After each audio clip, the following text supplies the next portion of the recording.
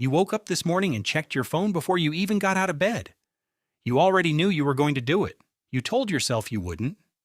And yet there you were, eyes half open, scrolling through things that mostly didn't matter, feeling a low hum of anxiety you couldn't quite name.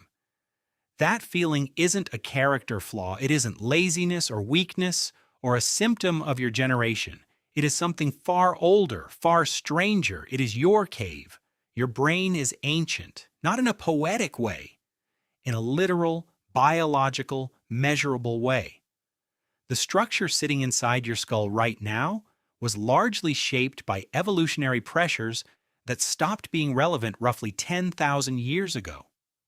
Neuroscientist David Eagleman puts it plainly: the human brain is a time capsule. It was built for a world that no longer exists. And yet here it is, running your life.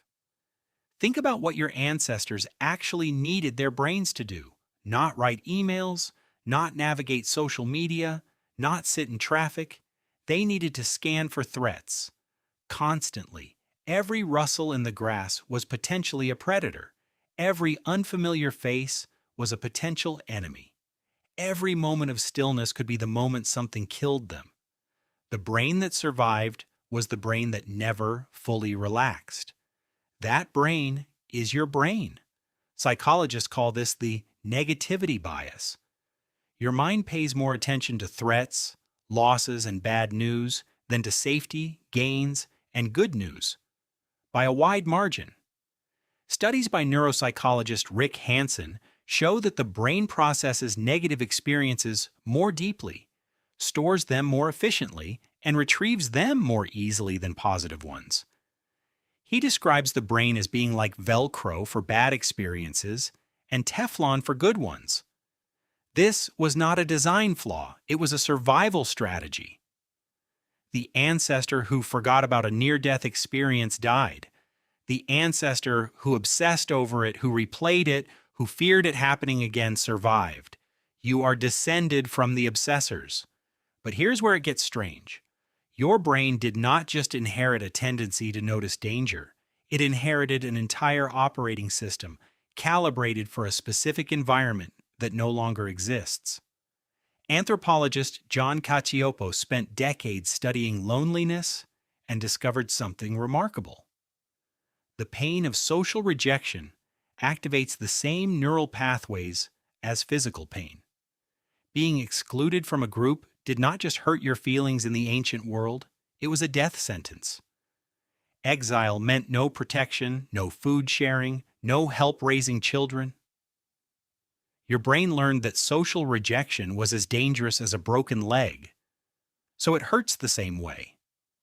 This is why a cruel comment from a stranger on the internet can ruin your whole day. Your rational mind knows it doesn't matter. Your ancient brain does not care. It registered a threat to your social standing. It fired the alarm.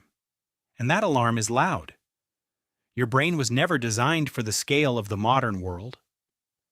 For most of human prehistory, your ancestors lived in groups of roughly 50 to 150 people.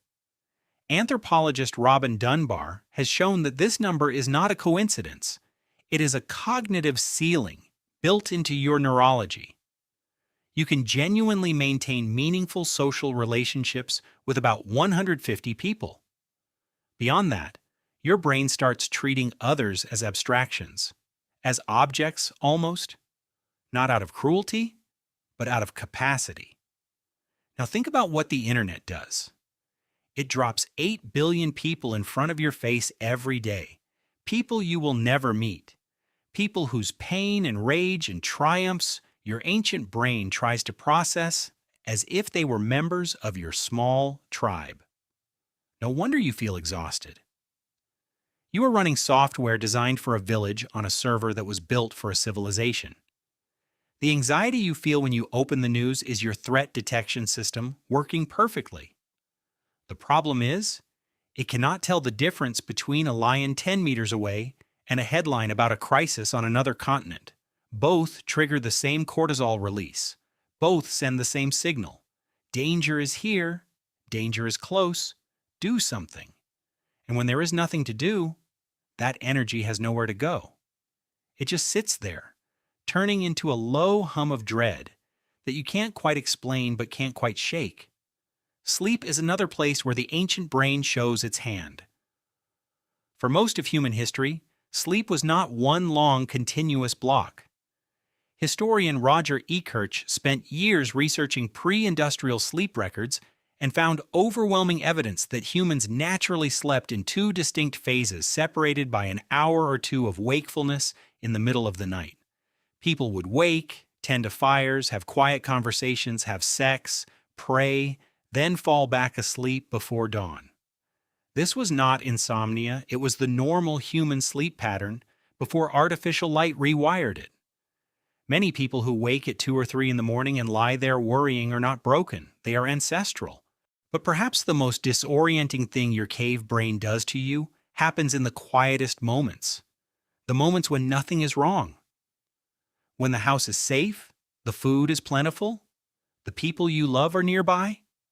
In those moments, your brain often refuses to settle. It searches for problems, it manufactures worries.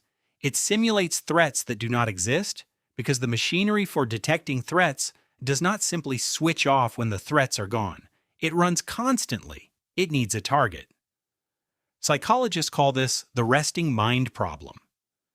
A 2010 study by Matthew Killingsworth and Daniel Gilbert at Harvard found that humans spend nearly half their waking hours thinking about something other than what they are currently doing. And that mind wandering, more often than not, makes them unhappy. The wandering mind does not drift toward beauty and possibility. It drifts toward what might go wrong, what you should have said, what could still happen. Your brain has not gotten the memo that the cave is gone. There is something both humbling and strangely comforting about understanding this. When you feel that pull toward the group, that ache when you are left out, that electric alertness when something unknown approaches, you are not malfunctioning. You are working exactly as designed. The design is just very, very old. Evolution does not optimize for happiness. It never did. It optimizes for survival and reproduction. Happiness was at best a useful side effect. The ancestors who were deeply, permanently content probably sat down somewhere pleasant and got eaten. The ones who kept moving, kept worrying, kept scanning the horizon, those are the ones who made it. You are their strange inheritance. Understanding this does not fix anything automatically. Knowing the source of the noise does not make the noise stop, but it changes your relationship to it. When the ancient alarm fires and there is no fire, you can name what is happening. You can say clearly to yourself, "This is old code running on new hardware. This is my brain trying to protect me from a world that no longer exists." That gap between the brain you have and the world you actually live in is not going to close anytime soon. The skull is the same one that crouched in firelight, listening for footsteps in the dark. The world outside it has changed almost beyond recognition, but inside the cave remains.